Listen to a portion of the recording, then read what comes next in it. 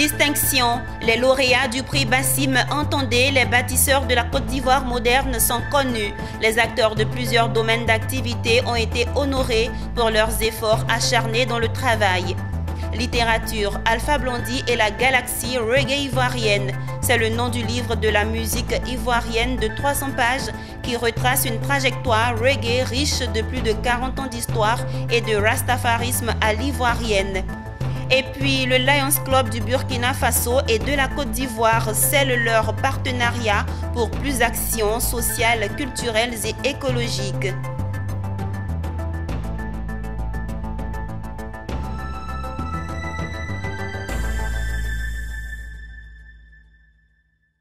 Vous êtes au rendez-vous de l'actualité sur Business 24 Africa. Madame, monsieur, bienvenue.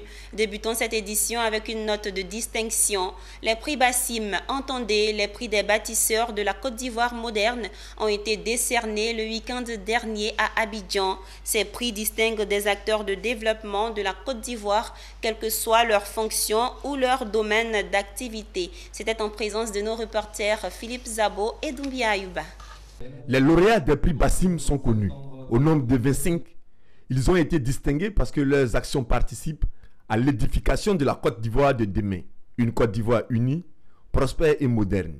Mais la base de leur distinction reste leurs nombreuses actions sociales, surtout en faveur du développement, de la cohésion et de la paix. Les actions que nous posons, nous n'attendons en réalité pas de récompense. Voilà, c'est un prix qui nous a été confié, qui nous a surpris. Ce matin, c'est un sentiment de joie parce que du prix local, je suis passé au prix national. C'est un sentiment de joie pour moi. Je ne peux que dire merci à Dieu. Je dis merci aussi aux organisateurs de Bassim qui attirent mon attention pour dire ce que je fais, je suis suivi. Je leur dis merci, infiniment merci. De prime abord, c'est un sentiment de joie de recevoir un prix qui marque la reconnaissance de mes efforts sur le terrain. Je suis venu à la politique pour faire la politique de développement, et non la politique politicienne. Et j'ai entrepris donc beaucoup d'activités, je ne vais pas les citer ici et maintenant, mais j'estime que faire de la politique, c'est aussi aider ses parents, aider sa communauté à progresser. Le prix Bassim est à l'initiative d'Archange Communication Média, un groupe qui ne lésine sur aucun moyen pour parcourir la Côte d'Ivoire à la recherche des bâtisseurs de paix et de l'excellence. Chose qui réjouit la marraine. Je suis un fruit de l'excellence. Partout où je suis passée, j'ai eu des prix. L'année dernière, j'ai été prix Bassim du meilleur leadership féminin de la ville de Thiébissou. Et là où on prend l'excellence, on ne peut que répondre à l'appel. Le prix est crédible. Il y a une organisation crédible autour, un comité de sondage et de statistiques qui travaille durant une année, qui mène des missions, des enquêtes autour des lauréats. Donc en fin de compte, le comité qui marque un arrêt voit ceux dans leurs différents domaines qui ont fait de grands efforts dans leurs domaines respectifs et ensuite de cela, nous les primons. Le prix Bassim 2022 était à sa 5e édition. Il a concerné les domaines de la bonne gouvernance, la promotion de la paix, le leadership et le développement durable.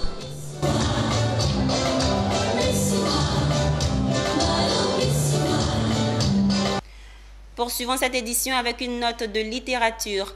Alpha Blondy et la galaxie reggae ivoirienne. C'est en littérature, c'est surtout le nom du tome 1 du grand livre de la musique ivoirienne. 300 pages qui retracent une trajectoire reggae riche de plus de 40 ans d'histoire et de rastafarisme à l'ivoirienne. Dédicacée ce lundi au Palais de la Culture d'Abidjan, c'est une œuvre coécrite par Tiburce Kofi et Alex Kipré et éditée par les éditions Zéburni. Voyons ensemble les images de la cérémonie de dédicace de ce livre avec nos reporters Issa Badini et Doumbia Ayouba. C'est une soirée pas comme les autres que la salle Kodjo Ebokle du Palais de la Culture Bernard Dadier d'Abidjan a vécu ce premier jour de la semaine. Dans la salle, un attelage d'hommes de lettres, des personnalités du monde musical, des hommes politiques. Le centre d'intérêt, c'est livres, sinon c'est livres.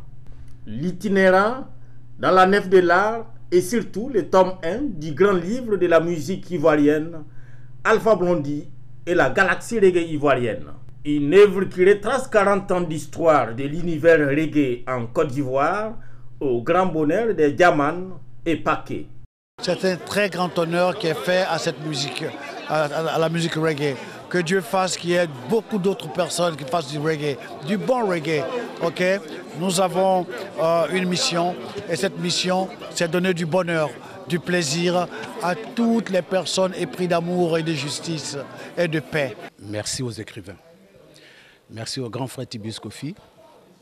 Merci à Alex Kipré qui ont pensé non seulement à la culture, à la musique ivoirienne de façon générale, mais précisément au reggae. Et surtout, merci à eux d'avoir fait un clin d'œil à ma personne dans le livre. Parce que nous, c'est la génération longtemps après Alpha Blondy. Le reggae a son berceau et à sa naissance en Jamaïque, mais la mère est en Afrique, puisque c'est les fils d'esclaves qui vont chanter le reggae. Nous sommes que des admirateurs, nous sommes venus donc les assister. Ben, écoutez, c'est un bel ouvrage, tous on va s'en procurer et puis s'en inspirer. Si pour la maison d'édition c'est un challenge, pour Tibius Kofi, l'un des deux auteurs, le projet du grand livre, il l'a vécu comme un devoir. C'est comme si je venais de faire une longue course, que je suis arrivé à la fin, je vois le trait final qui dit « Oui, tu as gagné », ce n'était pas évident. J'ai vécu l'écriture de ce livre comme une épopée intellectuelle, un devoir spirituel, rendre hommage à tous ces artistes que j'ai eu le privilège de connaître. J'ai joué avec pas mal d'entre eux, Fast Clark, NSO JJ. Dès que j'ai vu le projet, j'y ai cru et j'ai dit bingo, je marche, je vais faire ce livre et ainsi que les autres tomes que nous avons en préparation. C'est un travail de longue haleine, comme ils l'ont précisé et comme M. Michel Kofi l'a dit, ils ont travaillé sur une vingtaine d'années pour sortir cet ouvrage et le premier tome donc. Et c'est vraiment rendre hommage donc au travail est fait par ces auteurs et un devoir de mémoire donc de publier ce texte. Un devoir que Tibius Kofi pense avoir rempli et demande au reste de la société de faire la leur. En effet, Alpha Blondy et la galaxie reggae n'est qu'un tome d'un livre qui en compte 5 qu'il faut tout éditer. Un appel du pied que la ministre de la Culture et des Industries, des Arts et du Spectacle n'est pas insensible. Et voudrais rassurer ici M. Michel Kofi, que j'ai écouté attentivement, quant à l'accompagnement que l'État devrait apporter à tous ces auteurs, à tous ces écrivains et surtout à l'industrie du livre, de la lecture et de l'édition. Je voudrais lui dire l'engagement du gouvernement et surtout de mon ministère à accompagner ces efforts et surtout à aider à une véritable industrie du livre, de l'édition et de la lecture. Cet ouvrage encyclopédique, coécrit par Tibius Kofi et Alex Kipré, c'est 1600 pages d'histoire de la musique ivoirienne. Quant au tome 1 consacrant les reggae, il est désormais disponible en librairie au prix de 25 000 francs CFA. Profitant de la cérémonie dédicace du livre qui lui est consacré à lui et à tous les reggaemen ivoiriens, Alpha Blondy est revenu sur des propos à lui tenus en 2013 à l'Olympia en France à propos de l'ex-président Laurent Gbagbo, alors pensionnaire de la prison de La Haye aux Pays-Bas. Suivant. C'est vraiment le plus bel ouvrage qu'on ait fait sur ma modeste personne. Et je pense que c'est aussi pour moi un livre qui va m'obliger à avoir une certaine bonne conduite. Ok? Et je voudrais, mon frère Tibius, si tu permets, hein, mon frère, je peux, apporter une petite correction. Parce que des fois, comme je suis un peu bègue, et qu'avec mes tu sais, on a des fois du mal à saisir la profondeur de ce que je veux dire. On a dit que durant mon concert aux Zénith, j'aurais traité le président Gbagbo Laurent de malade mental. Pourquoi vous avez pris cette expression au sens négatif? Vous pensez que moi, Alpha Blondy, celui qu'on dit que est le champion des fous. Le malade mental va traiter M. Laurent Gbagbo de malade mental avec tous les problèmes qu'il a eu, comme ça. Soyons sérieux. Ce n'était pas ça. J'ai dit précisément, avec tout ce que ce monsieur a subi, les bombes sur la tête, les insomnies, on l'arrache de là-bas, on le trimballe au Golf Hotel, de là, on l'emmène à Korogo, de là, on le réveille, il se réveille à la CPI devant vous, mesdames et messieurs. Et puis on dit on va le juger. J'ai dit non. Ce monsieur a subi un traumatisme. Il n'est pas en état d'être jugé. J'espérais que les avocats de M. Laurent Gbagbo auraient saisi cette perche que je leur tendais. C'était ça, ma quête. Je ne voulais pas qu'il aille en prison. Et je maintiens. Après ce qu'il a subi, même un caillou aurait souffert. Même un caillou aurait été traumatisé. Ce n'était pas dans le but, on ne tape pas un homme à terre.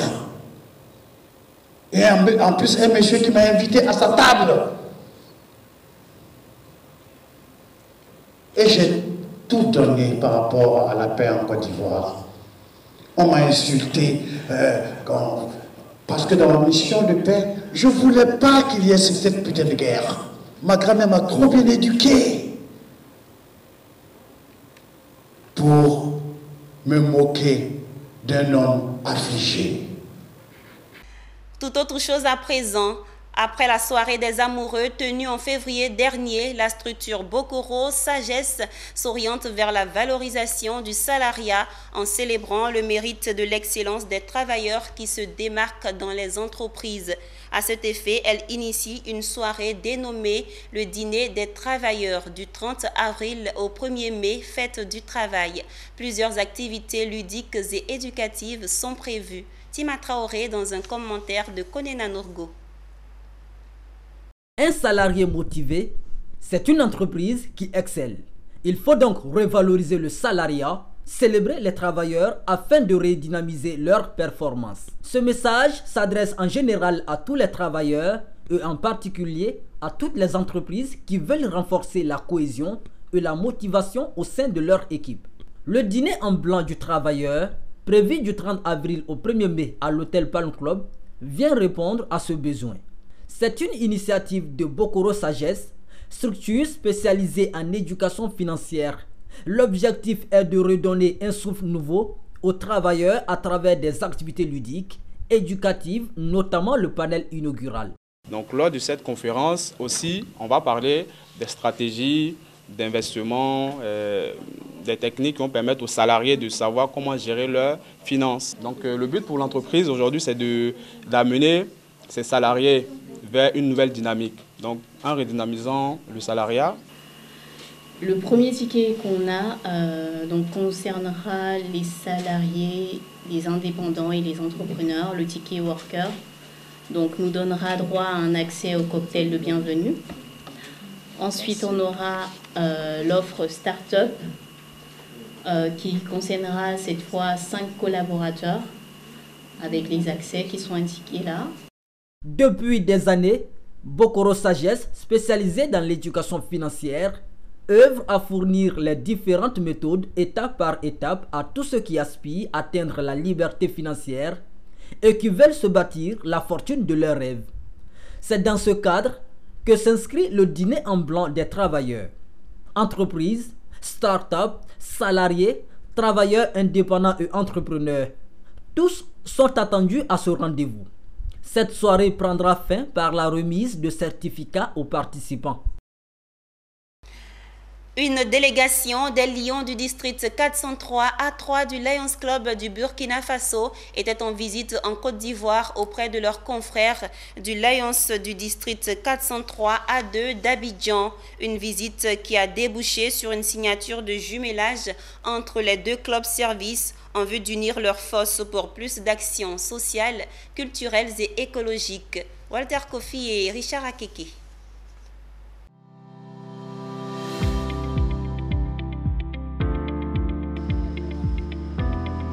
La journée a débuté bien assez tôt par une randonnée dans le poumon vert de la ville d'Abidjan, le somptueux parc national du Banco.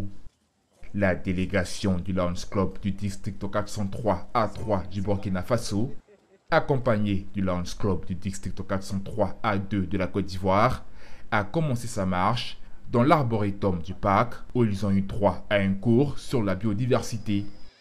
Ça a été ensuite la découverte du musée abritant les vestiges des différentes espèces animales de la forêt du Banco, pour finir par l'incontournable lac des Silures, un moment de bien-être très apprécié par la délégation burkinabé.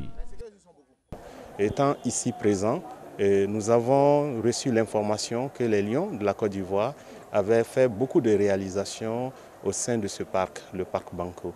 Donc nous avons souhaité, avec le comité d'organisation, visiter ce parc et pour voir la réalisation effectuée ou les réalisations effectuées par les lions de la Côte d'Ivoire et pour pouvoir nous en inspirer et essayer de contribuer aussi de façon plus constructive au Burkina Faso et notamment en ce qui concerne le parc Bangrowego.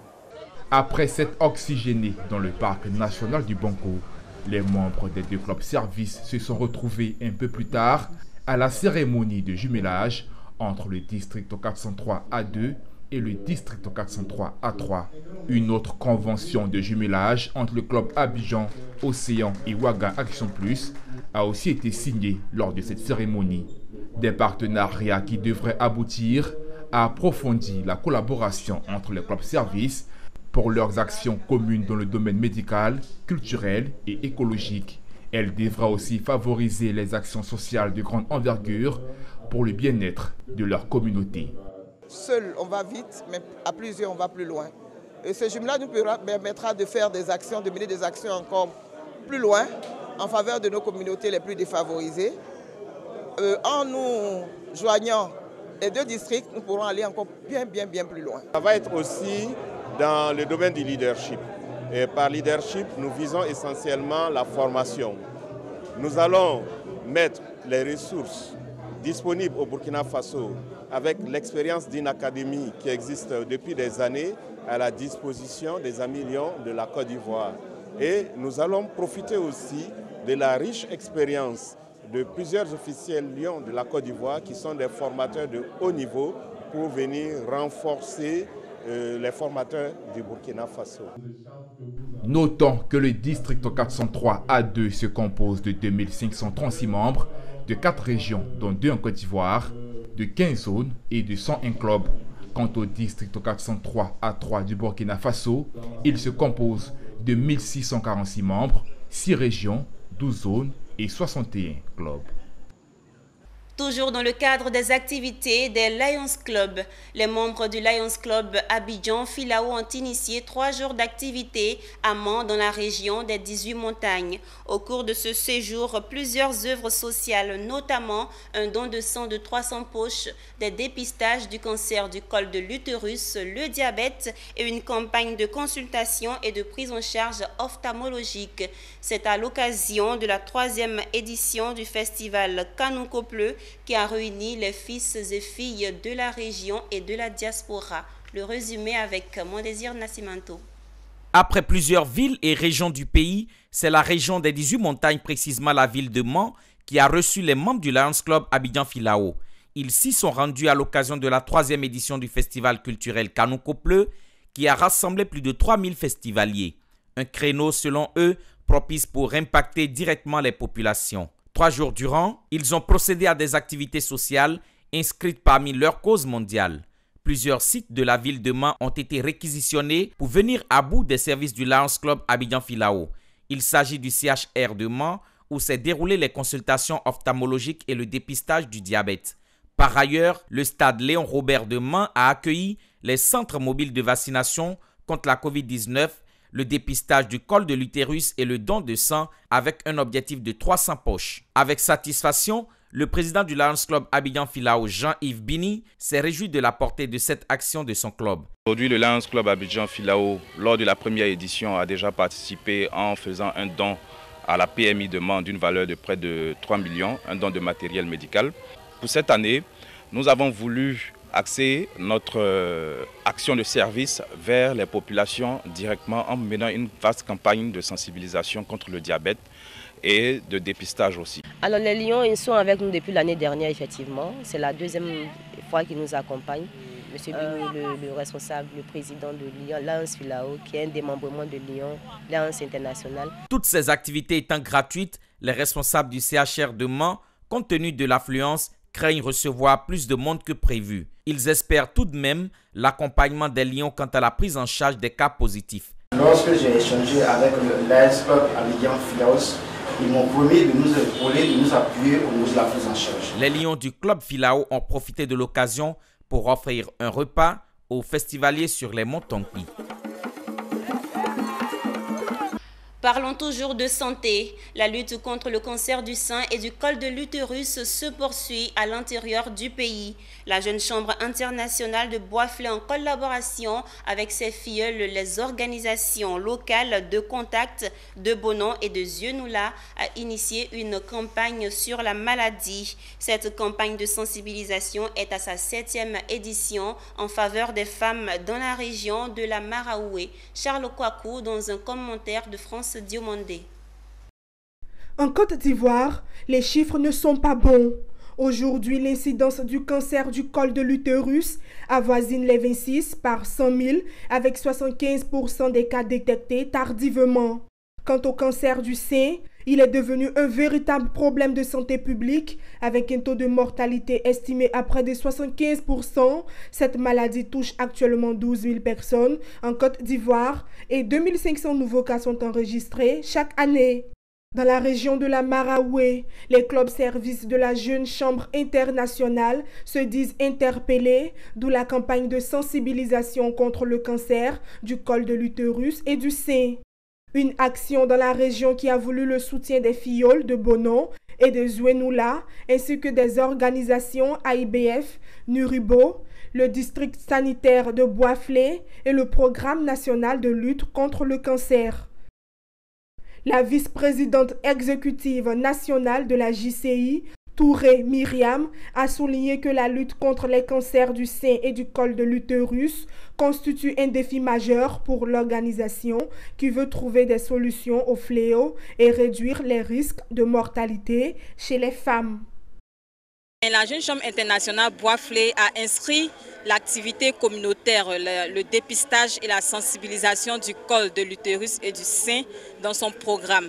Et donc c'est une maladie qui sévit au niveau de la population. Et donc il est important pour la population de Boisflé de sortir massivement comme elle a fait pour venir se faire dépister. Le cancer du col de l'utérus et du sein, lorsqu'il est dépisté plus tôt, on peut en guérir. Comme on le dit dans le credo de la JCI Côte d'Ivoire, la personne humaine est la plus précieuse des richesses. Donc nous devons lutter pour pouvoir éradiquer cette maladie.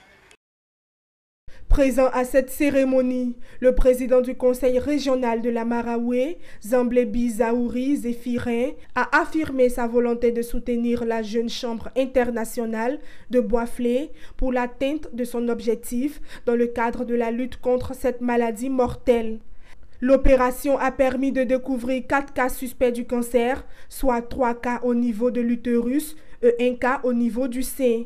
Ces femmes malades ont été référées au centre hospitalier régional de Boisflé pour une prise en charge. Rendons-nous à Ouangolodougou, c'est au nord de la Côte d'Ivoire. Les populations du département ont rendu un vibrant hommage au préfet Sori Jean-Pierre, anciennement préfet de leur département, aujourd'hui nommé préfet de la région du Tchologo. C'était le samedi dernier. Le reportage est signé Daouda Ouattara.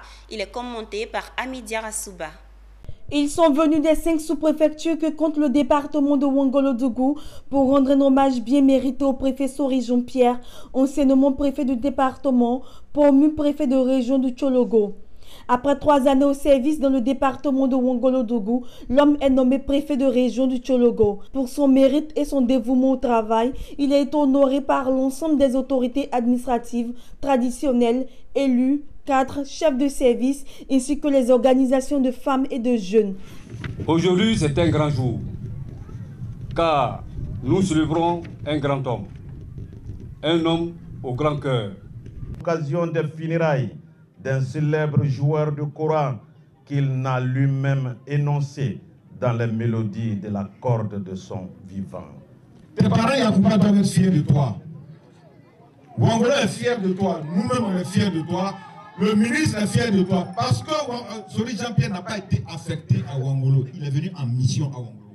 Tout en vous remerciant tous chaleureusement de votre présence à ce rendez-vous, qui est pour moi un grand réconfort, et pour toutes les paroles aimables à mon endroit, je voudrais, en quelques mots, vous dire les souvenirs que j'emporte de Ouangolo-Dougou pour faire Kessédougou.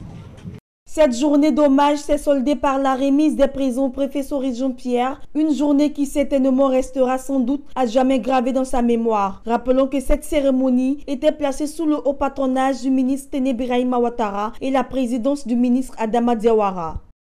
C'est la fin de ce journal. Merci de nous avoir suivis. Bonne suite de programmes sur Business 24 Africa, la télé utile.